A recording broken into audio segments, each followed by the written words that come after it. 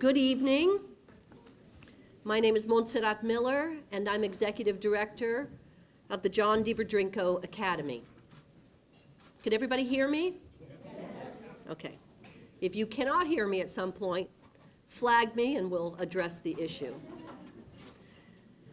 Thank you for joining us tonight to celebrate the work of the Academy at Marshall, the achievements of the distinguished Drinko Fellows, and the announcement of the Academy's 25th Silver Anniversary Distinguished Drinko Fellow appointment.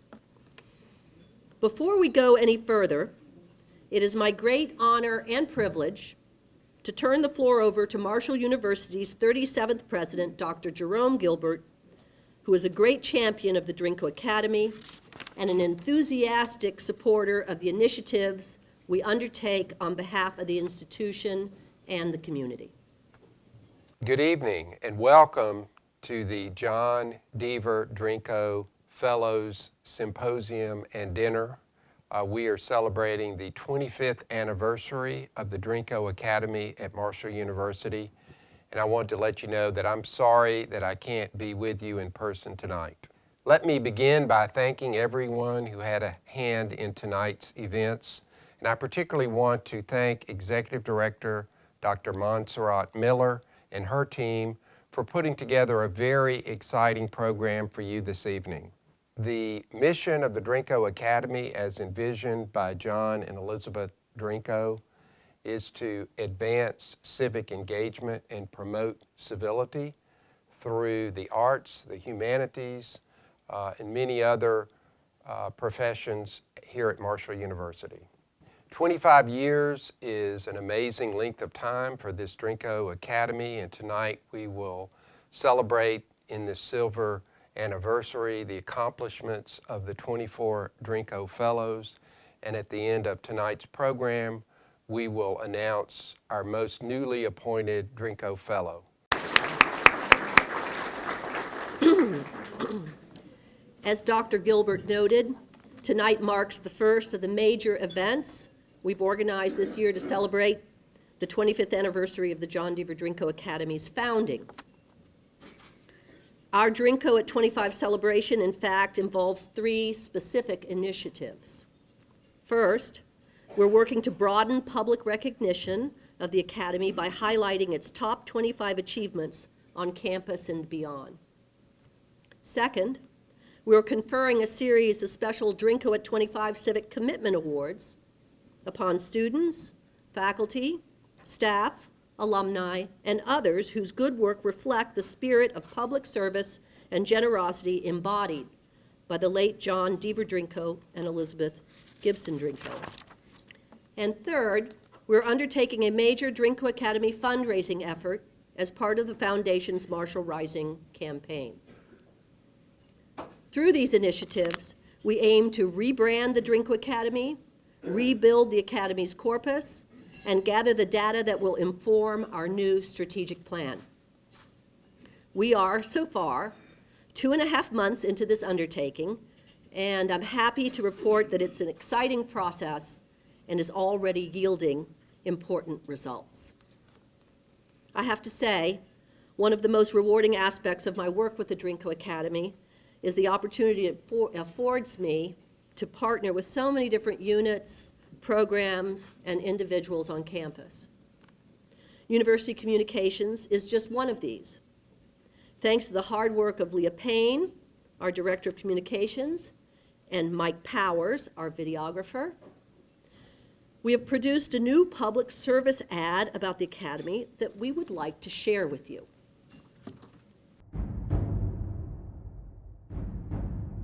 Marshall's John D. Drinko Academy is celebrating its 25th anniversary of service to the university and the community in 2019. Established in 1994, the Drinko Academy has a long record of program support and development, special event organization, and sponsorship of scholarly and creative work. Dedicated to the belief that society benefits from civic engagement and civility in political discourse, John D. Drinko and his wife Elizabeth Gibson Drinko provided generous transformational support for the Academy at Marshall. Their incredible vision has provided hundreds of learning opportunities for Marshall's faculty, staff, and students, as well as the community more broadly.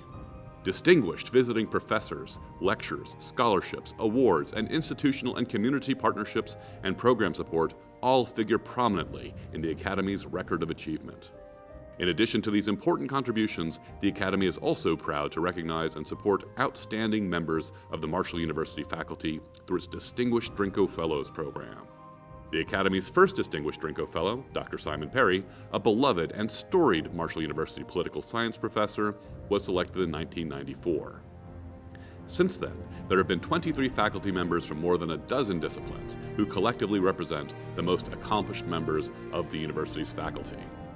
Their scholarship, creative work, teaching, and community engagement has enriched the institution and the region. The remarkable achievements of the Drinko Academy will be highlighted throughout the year. The silver anniversary celebration of the Academy will include the naming of the 25th Distinguished Drinko Fellow. Building on a quarter century of achievement, the Drinko Academy is moving forward to embrace new endeavors designed to model civility and advance civic engagement at Marshall and beyond. Since its founding, the John Deaver Drinko Academy has championed the idea that democratic societies depend on the collective commitment of citizens in the rule of law, to civility in debating all matters, and to active and informed participation in self-government. To this end, we continue to support and celebrate the John Deaver Drinko Academy at Marshall University. Celebrate the past, plan for the future.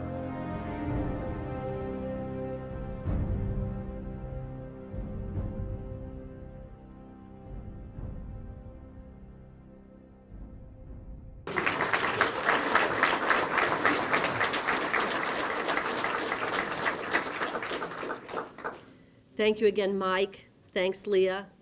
And thanks also to Dr. Del Kroll from the Department of Classics for his eloquent narration of the video. He'll be joining us up on stage later for a further contribution. If you're interested in more information about the Drinko Academy, please see the new booklet we've prepared. And if you enjoy tonight's program and are able and inclined to support our work, you'll find information about how to donate on the inside of the back cover. Now, for those of us who had the good fortune of knowing John and Libby Drinko, many of the images in that video evoke powerful, happy memories. The Drinkos were incredibly generous people. They were tremendous humanitarians. They suffered no fools. And they were absolutely some of the most entertaining people I have ever known. We lost John Drinko 11 years ago in 2008, and Libby passed away 2 years later in 2010, leaving a huge hole in our Marshall hearts. Until their deaths, they never missed a Drinko symposium, and they always reveled in the announcement of the new Distinguished Drinko Fellow, followed their work, and championed their achievements. So it is with much pleasure that I am able to introduce two members of the Drinko family who have traveled to Huntington to join us for this evening's symposium. John and Elizabeth's daughter, Mrs. Libby Drinko Sullivan, who has flown in from Tucson, Arizona, and John and Elizabeth's granddaughter, Ms. Ursula Drinko, who has come in from Cleveland, Ohio. Thank you so much for joining us tonight. It is a real honor to have you back on campus among your Marshall family. We are so grateful for your parents' and grandparents' generosity. Their impact on Marshall was enormous. They reshaped the campus physically through their generous donations for the construction of the library and the John Marshall statue. But they also played a remarkable role in terms of their fundraising acumen, inspiring a great many people to contribute to the successful library campaign. We will forever be grateful. They supported infrastructural improvements at Marshall. They supported athletics. They supported a wide range of programs that serve students. And of course, they conceptualized, founded, and endowed the Drinko Academy, whose first quarter century we celebrate tonight. Please stand so that we can give you a round of applause.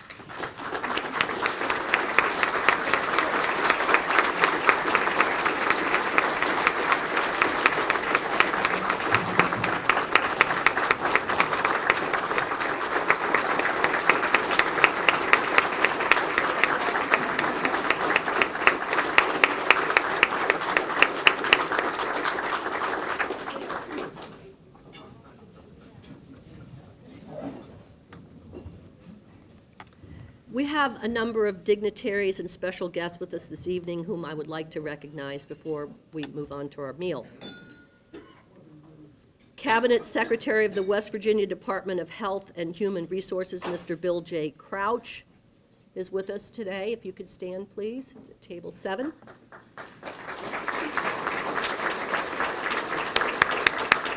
Thank you for joining us. Commissioner for the West Virginia Bureau for Medical Services, Ms. Cindy Bean, is also at that table.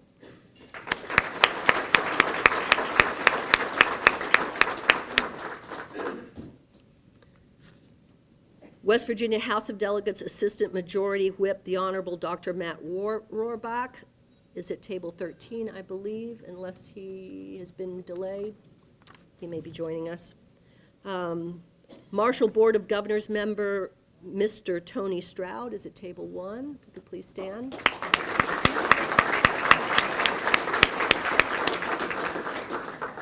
Marshall Board of Governors member Mr. William Smith Sr. is at table 2.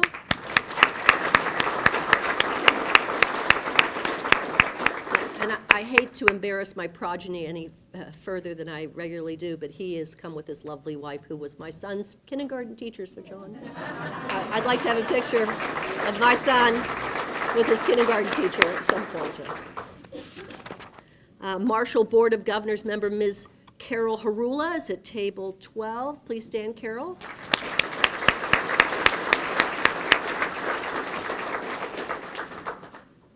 Provost and Senior Vice President for Academic Affairs, Dr. Jaime Taylor, is at table 3. General Counsel and Senior Vice President for Executive Affairs, Mr. Leighton Cottrell. Could you please stand and be recognized?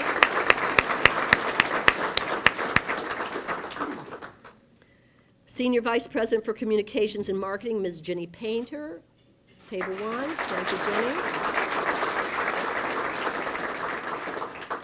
Vice President for Research and Executive Director of the Marshall University Research Corporation, Dr. John Marr. Will you please stand? I can't help but note that the Marshall University Research Corporation, under John Marr's direction, was the first donor to the Drinko at 25 fundraising campaign. Thank you, John. Associate Vice President for Assessment and Quality Programs, Dr. Mary Beth Reynolds. It's at table 15 there. Thank you, Mary Beth. School of Pharmacy Dean, Dr. Gail Brazou, at table 4. Thank you, Gail. College of Science Dean, Dr. Chuck Somerville is here at this table.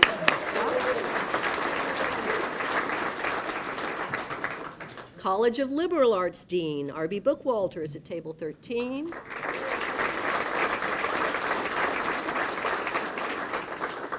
Interim Dean of the College of Arts and Media, Dr. Wendell Dobbs, we have at table 8.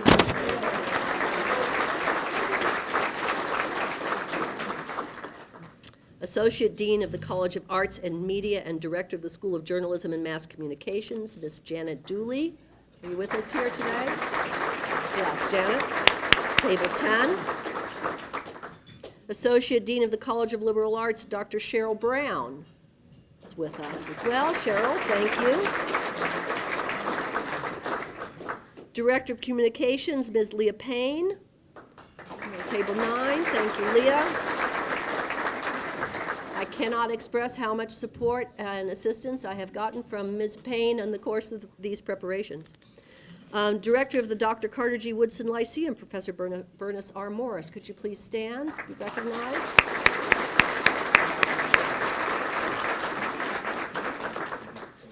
Chair of the Faculty Senate, Dr. Philippe Georgel.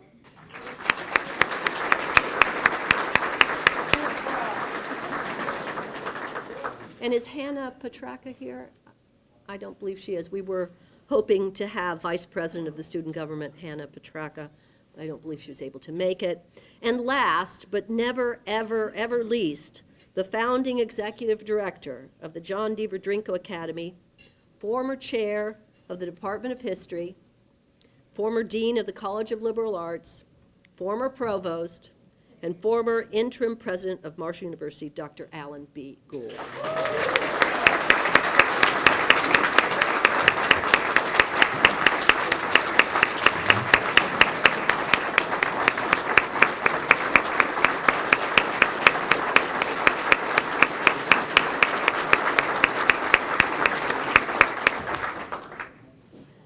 I'd like to tell you a little bit about the Distinguished Drinko Fellows Program that goes beyond what you heard in the public service ad that we ran earlier.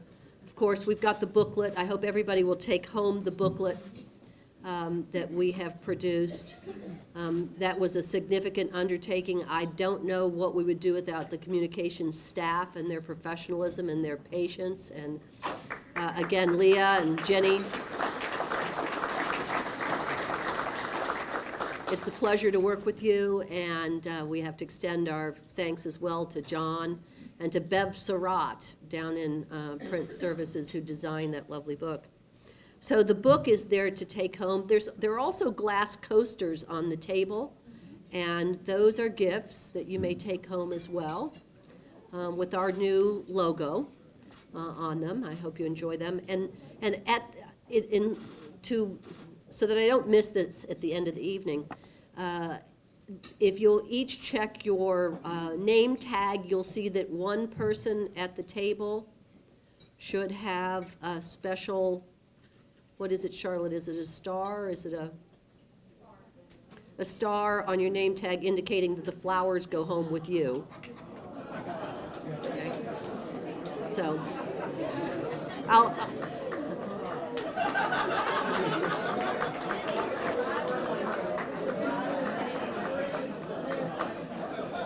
I'll remind you at the end of the evening again. This is a tradition.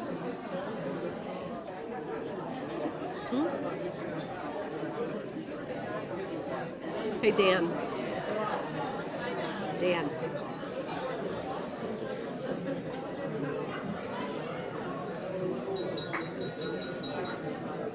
Thank you. The flower tradition is something that Dr. Gould started years ago, and I think it's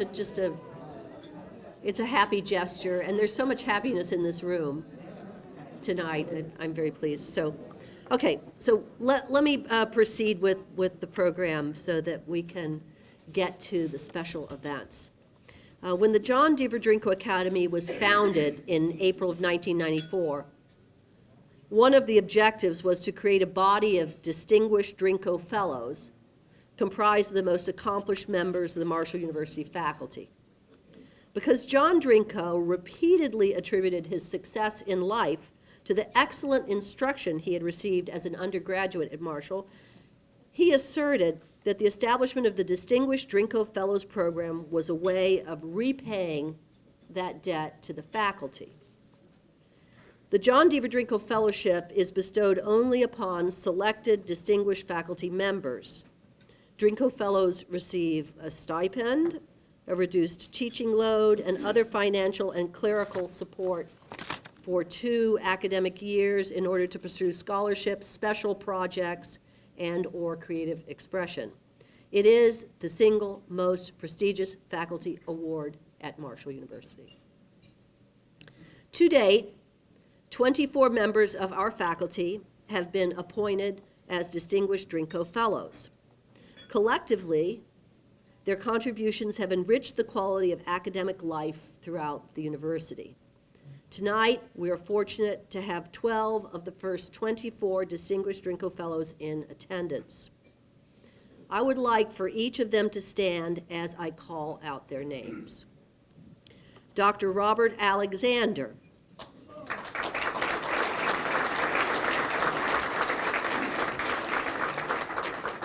Former Marshall Student Body President, former Dean of the Lewis College of Business, and respected expert in the field of forestry and forest management.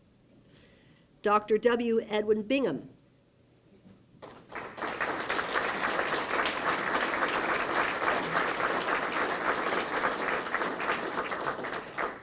Saxophonist extraordinaire, founding member of the faculty jazz ensemble, and award-winning multi-instrumentalist. Dr. Mary Beth Reynolds.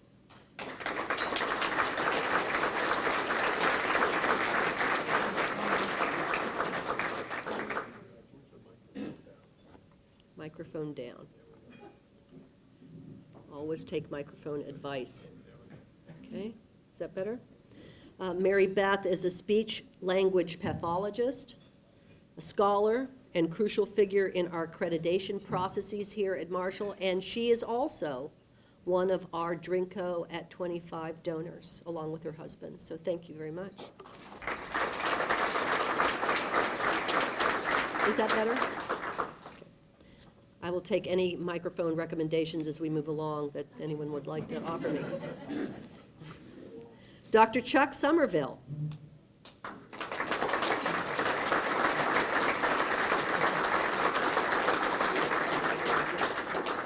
Marine microbiologist, fellow of the Linnaean Society of London, and Dean of Marshall's College of Science. Dr. Wendell Dobbs.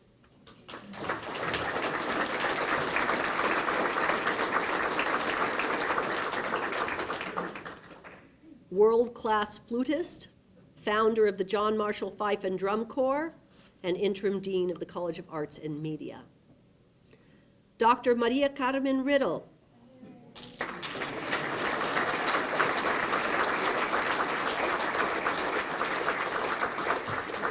Award-winning scholar of Spanish Peninsular literature, translator of major works of economic history, and director of Marshall's premier study abroad program for more than 25 years. Professor Bernice R. Morris.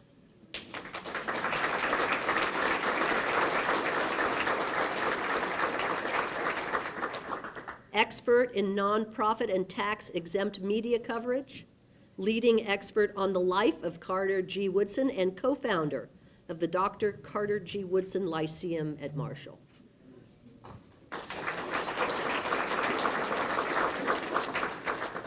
Co-founder with Dr. Alan Gould, of course. Dr. Robin O'Keefe.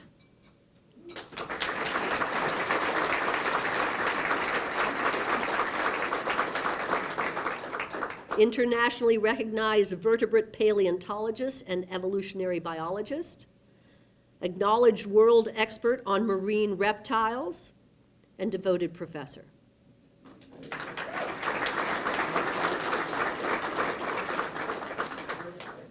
Dr. Jeffrey Powell.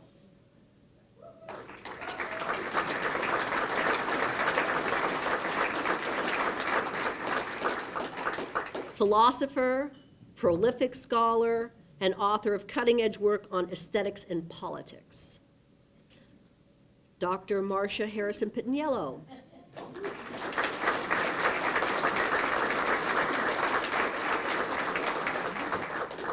Plant biologist, former supervisor of Marshall's chapter of the West Virginia NASA Space Grant Consortium, and principal investigator of the NSF-funded MU Advanced Program from 2006 to 2012.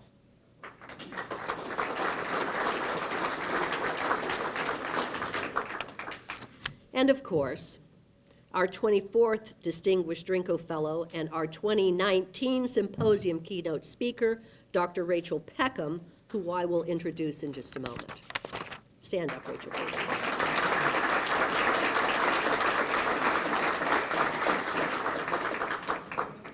These individuals, along with the Drinko Fellows who sadly could not be with us this evening, collectively represent the commitment of faculty across this university to excellence in research, to selfless devotion to teaching, to civic engagement on multiple levels, and to modeling civility in debate and discussion about even the most contentious of questions. Again, you may consult the booklet we've distributed to read about their backgrounds, their areas of specialization, and their achievements.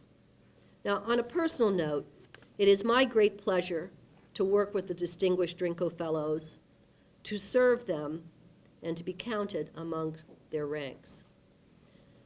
So without further ado, I would like to introduce Dr. Rachel Peckham.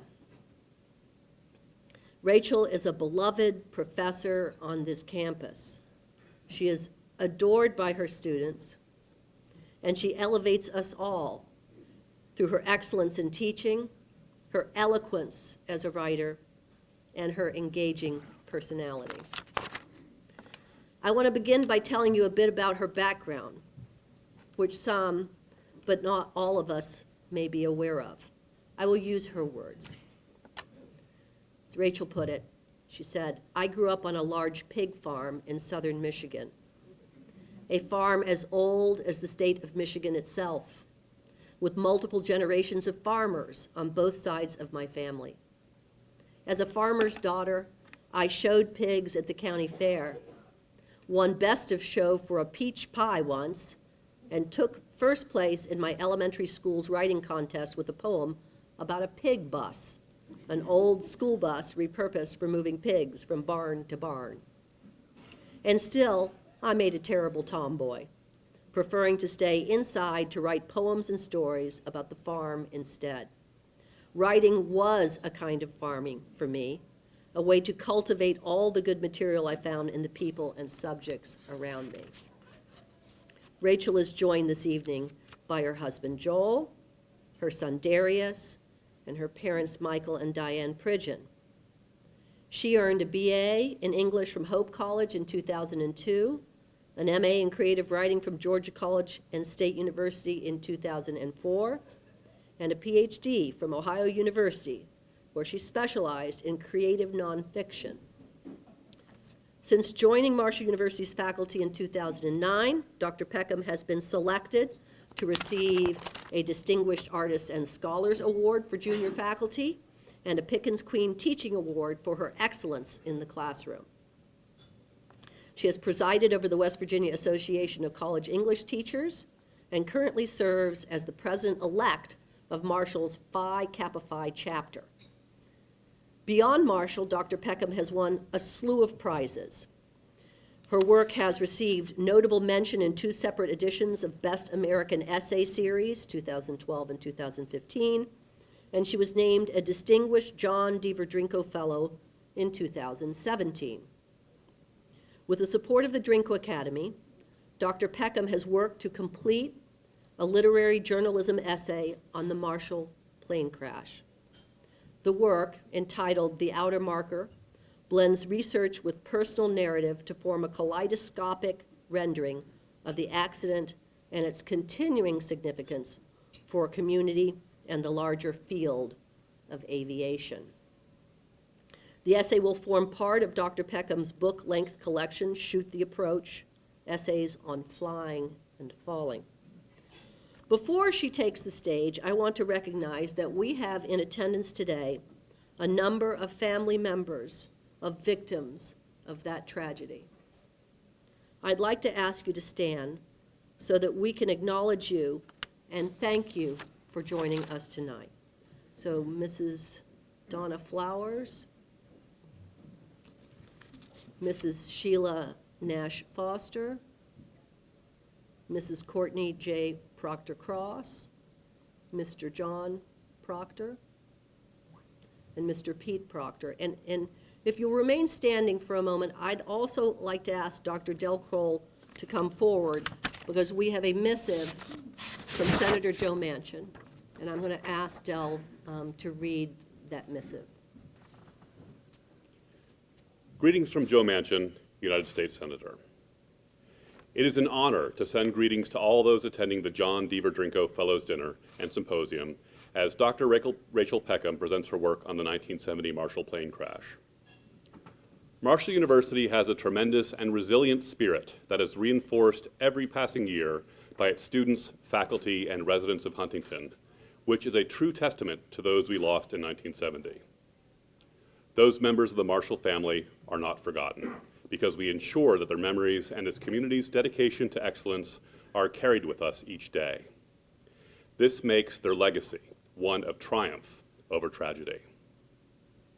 Today, we gather to pay our respects and remember those who are not with us. We must honor their lives and reflect on the unwavering perseverance and courage of this university and this entire community. However, We must also continue to look forward and allow our memories to fuel our determination. I truly believe the best way to honor these men and women is to continue to develop and expand the Marshall community even more. Indeed, Marshall University is a proud and historic educational mainstay and makes an exceptional contribution to our great state. I join you in saluting the Drinko Fellows Program for the valuable traditions that it contributes to campus culture that further the mission of both the Drinko Academy and of Marshall. Again, I am proud to join with you today in celebrating that legacy and all that it stands for within our beautiful state and nation. Thank you, and God bless. With warmest regards, Joe Manchin, United States Senator. And now I present to you Dr. Rachel Peckham, our 24th Distinguished Drinko Fellow.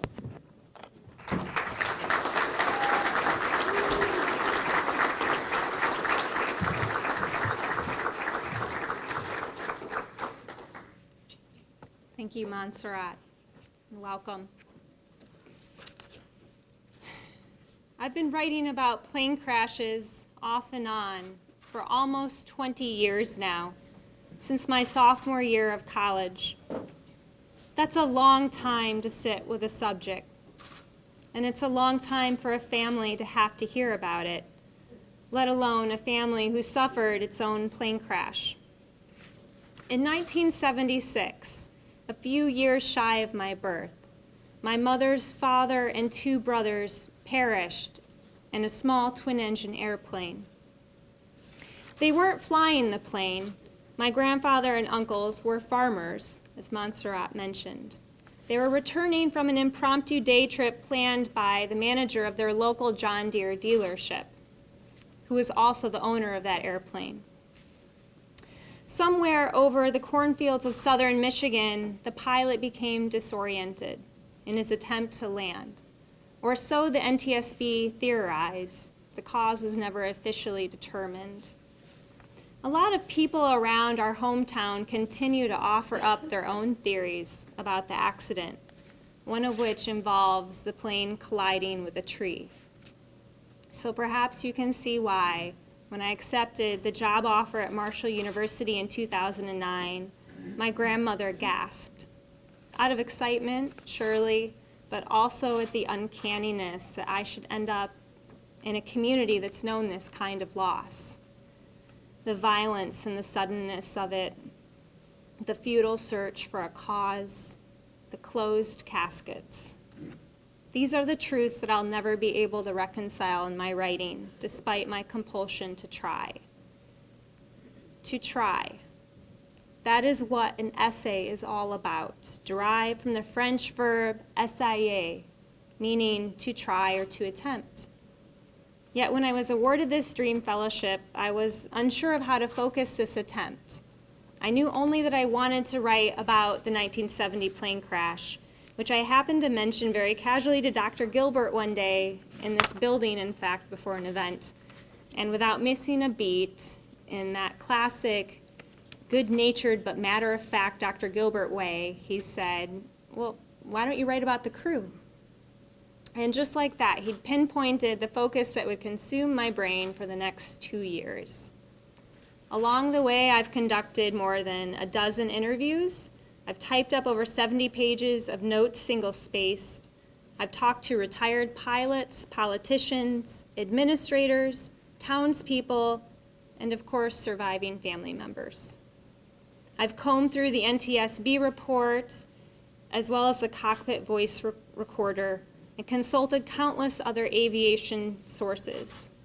I've pored over newspaper archives and university yearbooks and even the 1970 census report, all of which has informed the way I've written about this time in our school's history.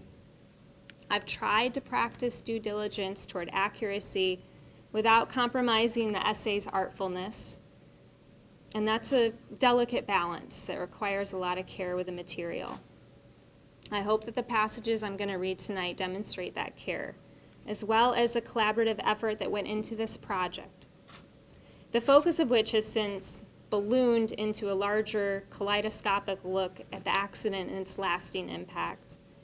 It totals 80 pages, and it makes up the last essay in my collection that Montserrat mentioned.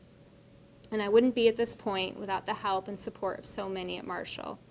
First and foremost, Dr. Alan Gould and Dr. Montserrat Miller and the entire Drinko Academy family. Our former provost, Professor Gail Ormiston, and our current provost, Dr. Jaime Taylor, my dean, Dr. Robert Bookwalter, my chair, Dr. Allison Carey, and the entire staff of Special Collections, especially librarian Lori Thompson. Where are you, Lori? Thank you, everyone, for investing your time and resources and good ideas in me to the benefit of this work. Finally, thank you to my family.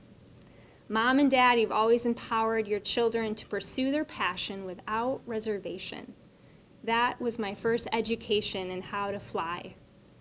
Thank you to my writers group, Marie Manila, Mary Moore, and Diane Wellman, for being the best test pilots a writer and friend could ask for, and to Joel and Darius.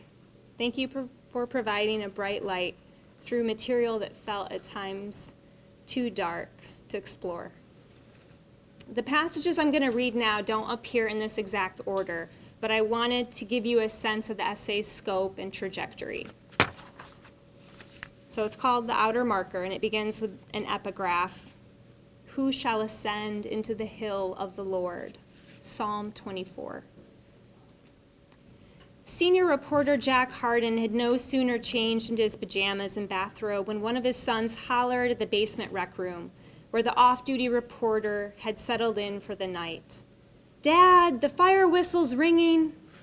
Harden waved him off. It had been a mundane but long day for local news in Huntington, West Virginia.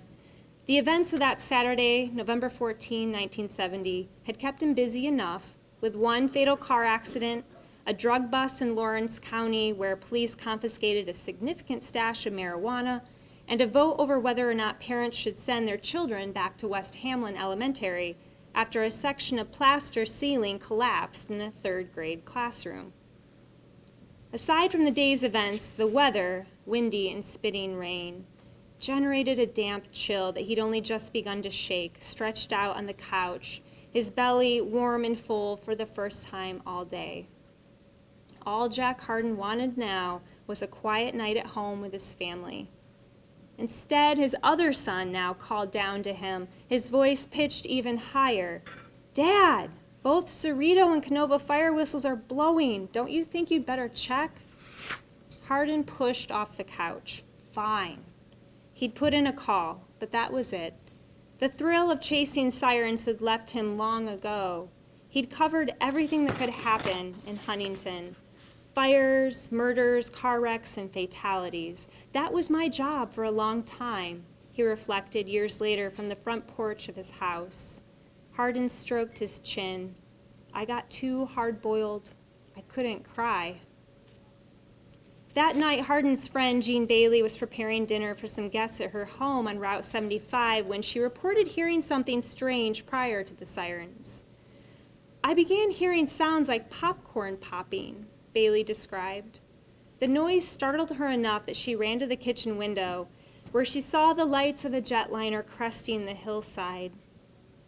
Plane sightings are daily occurrences for residents on Route 75, bordering Huntington's Tri-State Airport. Neighbors learn to tune out the different sounds at takeoff and landing. In much the same way, the rhythm of trains forms a blanket soundtrack to downtown Huntington. By the same token, the ear knows when something's wrong.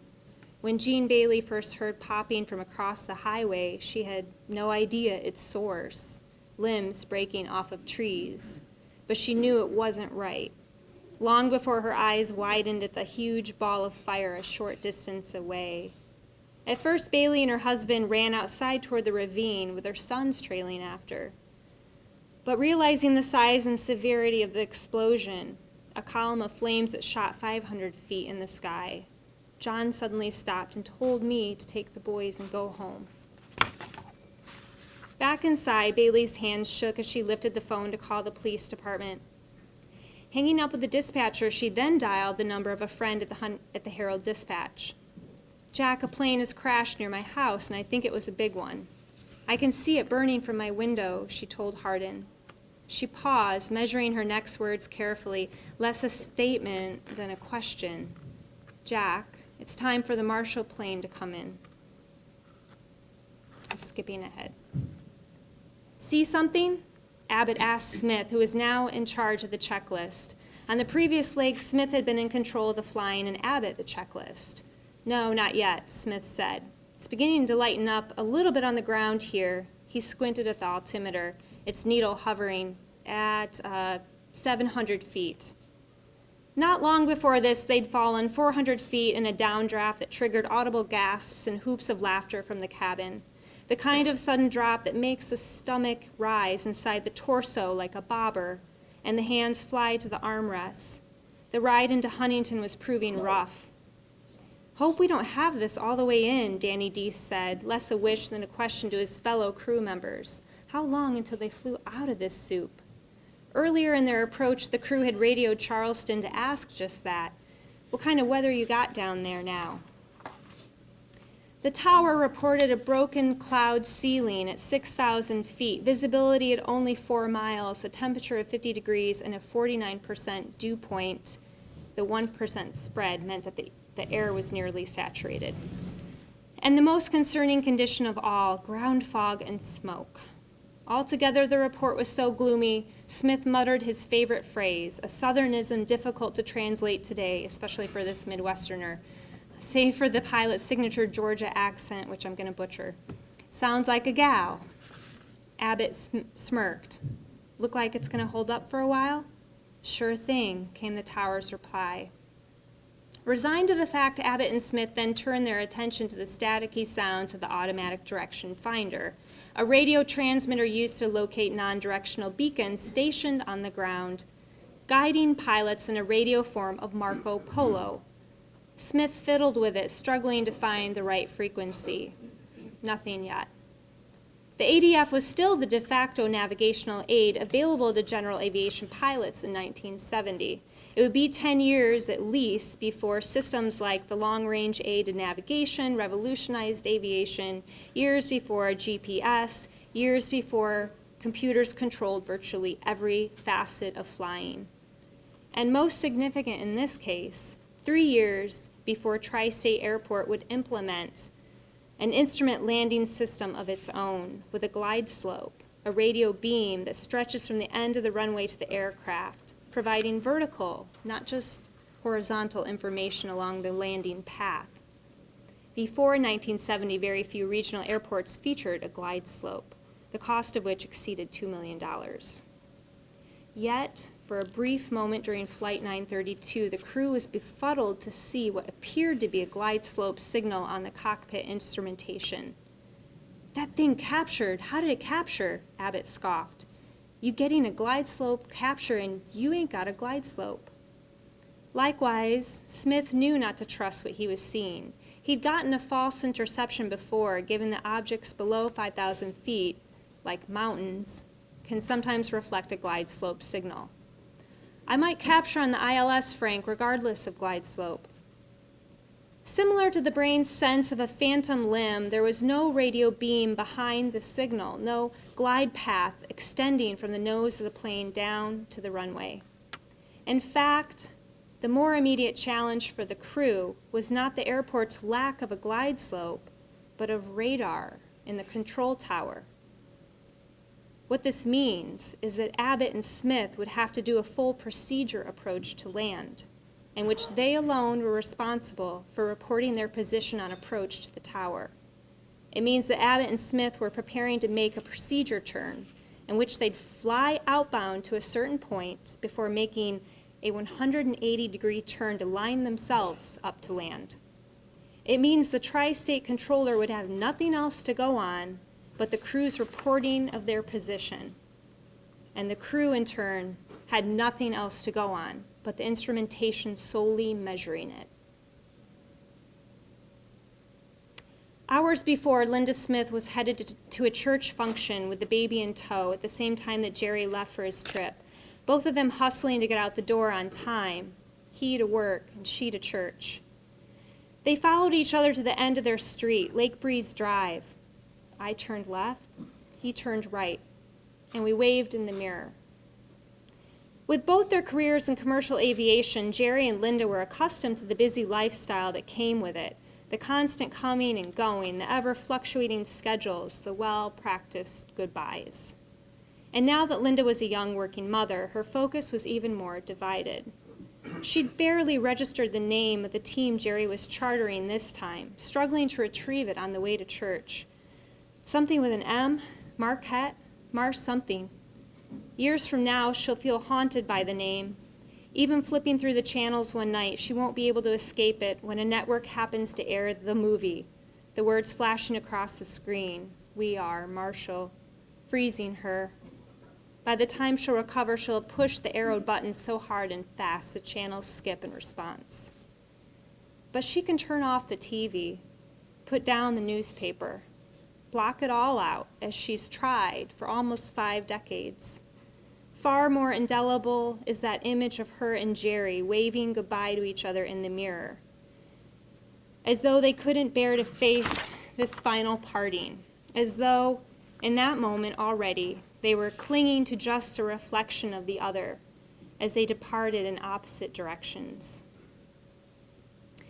Back home that evening, with the television turned on in the background, Linda's gut told her the visceral truth about the plane crash dominating the news. But it wouldn't begin to sink in until her mother-in-law called, frantic. "Where's Jerry?" "He's on the charter in North Carolina." Linda juggled the phone so she could lift 7-month-old Scott, asleep in his car seat. "Oh, thank God, it isn't Huntington, West Virginia." When she'd heard it was a Southern Airways airplane, she'd panicked. "He's fine. He's just fine." Reassured, Jerry's mother apologized for the scare. They'd laugh about it tomorrow. But as Linda went about putting Scott down in his crib, the TV still murmuring from the living room, the telephone rang again. Linda laid the baby down gently, praying he wouldn't wake before she could close his door and run to the kitchen to answer it. Maybe it was Jerry, calling to say they were pushing back late, due to weather. Don't wait up. If she'd heard it once, she'd heard it 100 times.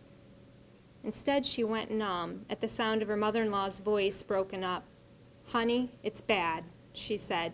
"It's real bad." Before long, Linda's house was full of Southern Airways people. First to arrive was Carrie Allen, the first officer who had transported the Marshall football players to North Carolina just the day before, followed by a handful of other stewardess and co-pilot friends, now a captive audience to Linda's shock. Everybody was just sitting around my living room staring at me, and I didn't know why. I went numb, Linda recounted. I never cried. I didn't understand why everyone else was. Linda, who was only 28 at the time, doesn't remember crying at all in the days and weeks following, though in other ways her body belied the trauma. I remember my hair all fell out.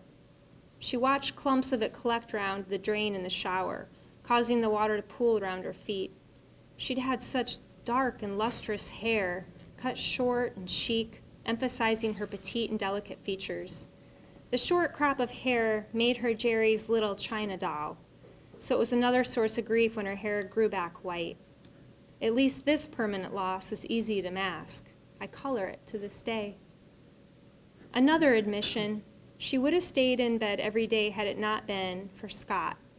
I only got up because I had a responsibility. That baby was my salvation. I don't remember a lot about his first year and a half. I just went through the motions. The same explanation might account for why Linda has no memory of running into Carrie Allen at the Atlanta airport a few months after the crash. Allen had just finished a trip when all of a sudden Linda comes walking down the concourse. It was the first time he'd seen her since Jerry's funeral. Passengers darted around them as they stopped to say hello. "What are you doing here?" Allen asked, motioning for her to step to the side out of everyone's way. But Linda wasn't interested in visiting. She seemed both lost and tightly wound, like a bird trapped inside a house. "Jerry's coming in," she said, looking past him. "I'm coming out here to meet him." "And he'd been dead for months," Allen said, relaying the odd exchange. "I tried to help her, but she insisted that I let her go and walk through the concourse to meet him." Allen watched her walk away, headed for God knows where, to some gate where Jerry would never appear. He couldn't let her just wait for him, only to relive the trauma all over again. He started running towards Southern Airways crew lounge, where he got one of the flight attendants, actually two of the flight attendants, to come out there and get her and calm her down. Not sure of what else to do, Alan poured some coffee. Did Linda smoke? He couldn't remember. Maybe he should go to the vending machine, buy a pack just in case. But he wanted to be there when they brought her back. Or so he thought, until one of the girls poked her head in the lounge for a quick scan. "Oh, Carrie," she said, trying to appear casual. But he'd seen her wince, probably hoping the room was empty so Linda could rest or cry in privacy. "I was just going," he said, scooping up his hat and briefcase. He wanted to ask if Linda was okay, but the answer seemed obvious. Besides, what more could he do? I figured a man didn't really need to be there, so I went home. And this is the last scene in the essay.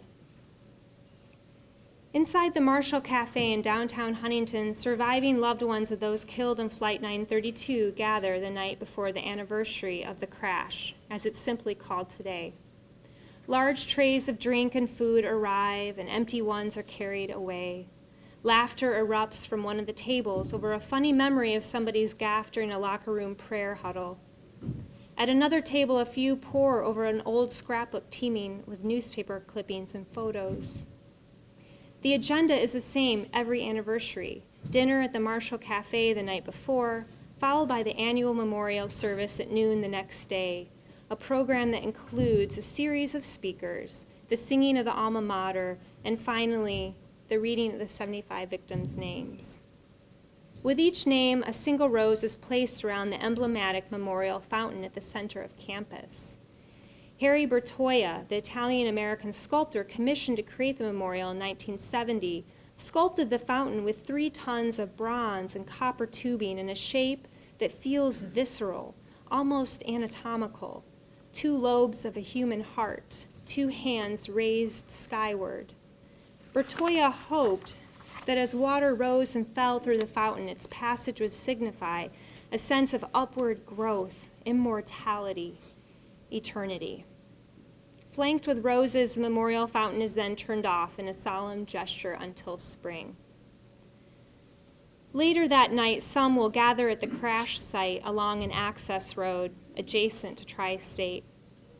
There, on a lookout perched above the crash site, recently stood a woman who appears in her late 60s, well-dressed, hair in a tall platinum coif. Except for a young couple in jeans and hooded sweatshirts, she's there alone, the only surviving family member to show up, weeping for her brother, one of the 6 who couldn't be identified, and the youngest of everyone on board. She'll never stop mourning that, his whole life before him. So she comes back to the site every year. Everybody says you should move on, but I don't want to. Why would I? She worries in turn that the rest of the world has forgotten what this story is really about. I don't think enough has been done about these boys. She'd like to talk about her brother, who he was, his habits and his hopes, but not here, not now. It's almost time. She turns to face the ravine, eyes tracing a line of trees mostly stripped of leaves and spotlit with portable construction lights set up by the Canova Fire Department. For several minutes, the air is quiet, punctuated by a light clanging where the American and Marshall flags tap a steady beat against the pole. It's almost time. The silent countdown to 7:36 p.m. begins just as 2 flashing lights lift every gaze from a cell phone or a wristwatch to the hillside above the ravine. "Look," the woman whispers. As bright as any marquee sign, the T-shaped beacons, part of Tri-State's runway lighting system, throw quick bursts of light against the treetops, announcing the sudden approach of an airplane. Where is it? It takes a few more beats for the answer to come in the form of a high whistle above the rumble. For a second, there is only that, a deepening crescendo, before the jet finally crests the hillside, swallowing the view above with its brightly pearled underbelly. the wide yawn of a wing. The sight triggers a cry. Now clutched in the teenager's side hugs, the woman says something about the good young man her brother was. Her voice drowned out by the jet engines. With the plane behind them, nobody is looking at a watch anymore. They turn to walk to their cars, with the approach lights still flashing a warning above the tree line, illuminating the long walk back. Thank you.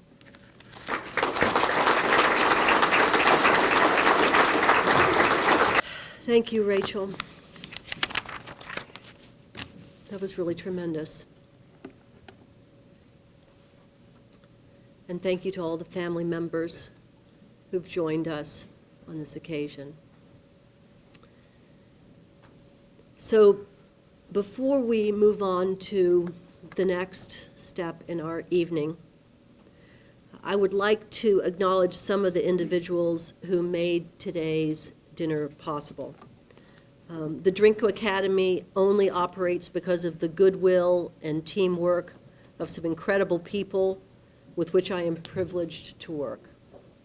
Charlotte Boyce is the Academy's program assistant and my lifesaver. Could you please stand, Charlotte? Thank you for everything you do.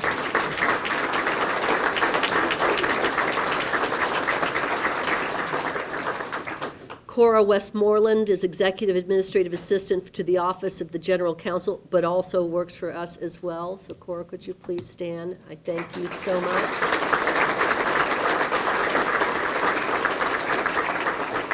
Thank you, Leighton, for sharing her with us.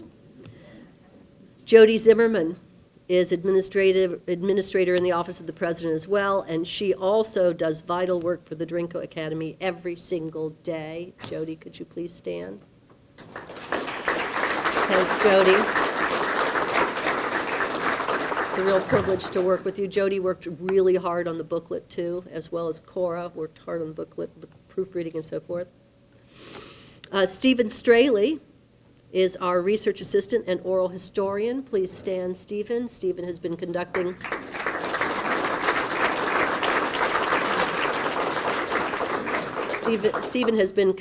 a series of vital oral history interviews with Dr. Alan Gould and Dr. Robert Alexander and others that it's extremely important to the future of the institution so that we can collect the knowledge that we need to move forward. Nikolai Lederer is our intern, so please stand, Nikolai.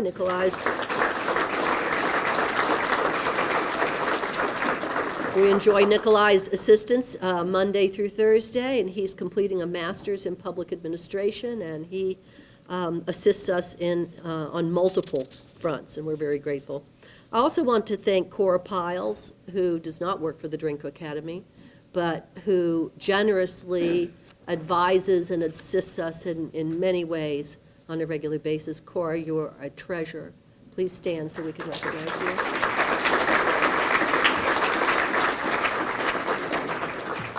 And then there's this team of wonderful people: James Morris Smith, Deb Carter-Deem, Kevin Bannon, and all those folks from the Performing Arts Center. I don't know what I would do without you. Thank you so much. If you could stand so I could acknowledge you. Come on, James, Deb, Kevin.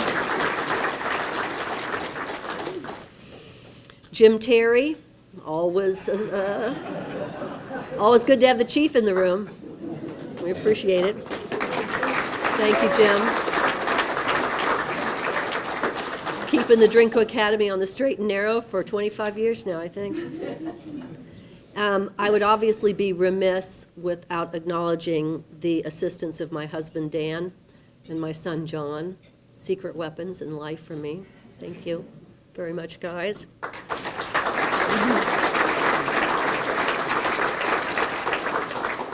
And then I just want to send out express my gratitude for some very dear friends and supporters, Charlie and Norma Carroll, who have been just wonderful to get to know long before I took this job. I met them at a Drinko dinner. It turns out we've got family connections, and We're great friends. And Margaret Mary Lane, who advises me and counsels me and has assisted me every step of the way, not just in this job, but for many years now. So thank you, Margaret Mary.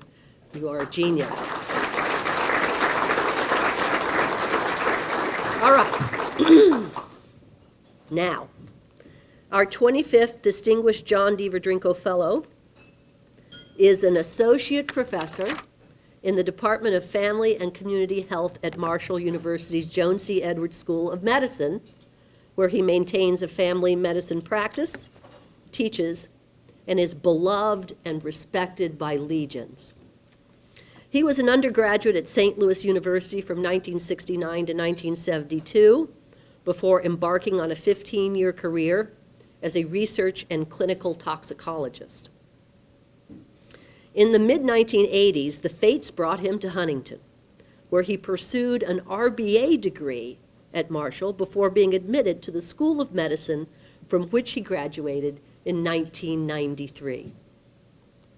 After completing his residency in family practice, he did a one-year fellowship in primary care occupational medicine. He is a certified diplomat of the American Board of Family Medicine, and in 2018, he became board certified in addiction medicine under the American Board of Preventative Medicine. Our 25th Distinguished Drinko Fellow is a professor, a physician, and a public servant. He was the medical director for the West Virginia Workers' Compensation Commission from 2003 to 2007, and was part of the team leading the workers' compensation reform efforts that arose from Senate Bill 2013. After the privatization of the West Virginia Workers' Compensation, he remained medical director of the offices of the Insurance Commissioner, where he oversaw the management of the workers' compensation legacy claims and participated in the implementation of changes related to the Affordable Care Act. He currently serves as Vice Dean for Government Affairs, Healthcare Policy, and External Affairs at the Joan C. Edwards School of Medicine, Marshall University, and is the Medical Director of the Bureau for Medical Services at West Virginia DHHR. He has devoted a significant part of his clinical activities to addiction medicine and clinical toxicology. In his Medicaid role, he is very involved in the West Virginia 1115A waiver for substance use disorder, Medicaid Health Homes projects, and the HRSA grant for patient-centered medical home development. He was recognized as West Virginia Family Physician of the Year in 2013.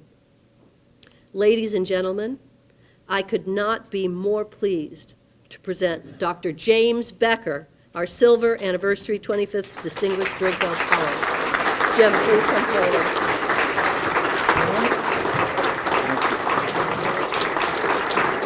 Thank you so much. Dr. Taylor, can you come on stage? First of all, I'm unwrapping this for you. But here you have your Drinko medallion. Fantastic. You can turn that around and show the audience. And Dr. Taylor is going to medal you. Ah. Did I get this right here?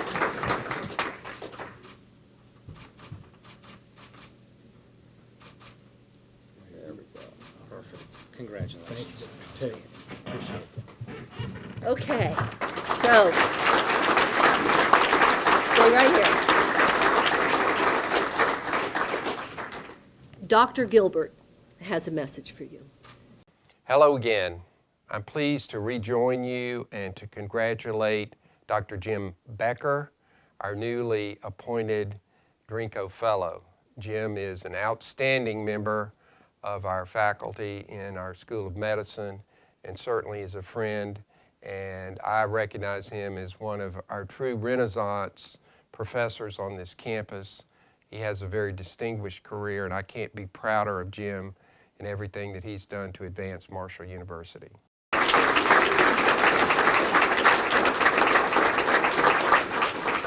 Now we're going to offer Dr. Becker the microphone. So he's got some things that he needs to say, and so we're going to turn the program over to him. Thank you very Congratulations. much, Dr. Miller. Thank you. Good evening. Thank you. You know, I thought I knew what I would talk about. And then Dr. Peckham presented this incredible story that makes anything else I say seem kind of irreverent. So I just want to congratulate you on how wonderful this is and what a wonderful, engaging description you've offered us here tonight. And so it just does one more thing. It further convinces me that I'm among all these brilliant, distinguished people, and I'm not sure I have the talent or the skill to be what I probably need to be, but I promise you I will work really hard to be that, okay? And so it takes some time to understand that. I've been here with Marshall University for 32 years. I came here 32 years ago actually to take a position out at the School of Medicine in neuropharmacology. And I had a wonderful fellow I worked with, Dr. Mark Simmons, who moved on. But my life from that point on took a considerably different direction than I would have ever anticipated. And I have this feeling that life goes in inflection points, and the inflection points occur because people affect you in a way that leads you to do something that you never thought you were capable of or interested in. And so my life has taken that sort of unusual path thanks to a number of people. I invited some of those people here this evening. I wanted them to join me because they mean so much to me. And so in sort of chronological order, I want to at least thank these folks for what they contributed to these 32 years. I wouldn't have accomplished any of this without their guidance and assistance and encouragement. So when I began at the medical school, I ran into Cindy Warren. Cindy is sitting in one of the middle tables there. Cindy is the director of admissions. And one day I walked down and just nonchalantly said, Cindy, do you think I could go to med school? I've always thought I should go to med school. And Cindy said, why, sure. She said, you know, get your act together. And that, I really needed to do that anyway. And so I started on that path thinking that I had missed my calling. I should have probably been a physician. And then I got accepted to the medical school. I went through the medical school, and a few years into the medical school, Dr. Steve Petrani, who's sitting back in the middle table with his wife, he's chairman of our family medicine department, and at the time he was the program director. He said, you know, maybe you ought to think about doing family medicine. I hadn't thought about that, but I thought, you know, it's a possibility. Well, he was so committed to the idea of getting me to do that that he actually convinced me to break away from my schedule and come spend 2 weeks with his family doctors. And I called my fiancée, Kim, who's at the table, and I said, you know, this is it. These are the people I want to spend my life with. So he shaped my direction that way. And at the same time, Dr. Kathy O'Hanlon, who's a family physician everyone in the community knows, Kathy was my mentor, and Kathy encouraged me. And then when I needed advice about business or wines, Dan was there to help me. So Dan is there. And my life has just followed this path of saying, yes, I will try to do that. And my father used to say, if you say yes more than no, you'll probably be happy and busy. And so that's what I've tried to do. And it has flowed along with the occasional interruption of people who wanted to take me a certain direction. I invited Greg Burton from Workers' Compensation from Brick Street Insurance tonight because he convinced me to move into state government. I invited Secretary Crouch, and I invited the commissioner, Cynthia Bean, because they, over these past years, have been really important to the development of the things that I do. I don't do the things that you do. I was thinking, walking around at the reception, One of the things I will need to do in order to be good at this role is I will need to come down to the campus. I need to know you. I know half of you by face, but I don't know you really, and I don't know all the direction. And so I feel very strongly that you have now put this extra responsibility on me. But I'm happy to accept it. And I'm really happy to accept it in the spirit of John and Libby Drinko and what they thought needed to be done to keep up some standard here. And I promise you, I will do my best to be a good representative for this program. Thank you very much. Hope you had a good evening. I'm turning this back over to Dr. Miller.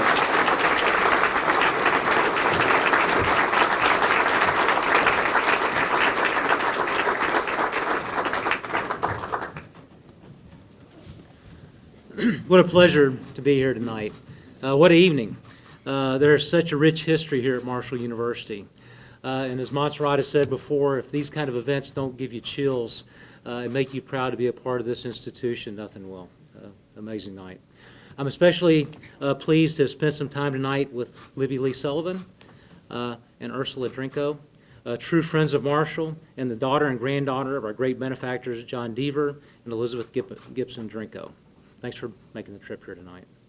The booklet on your tables demonstrates that for the last 25 years, the Drinko Academy has pursued two of the foundations of higher education, research and civic engagement. Just this week, Marshall University was moved up in the Carnegie classification to R2 status, indicating high research activity. And I want to point out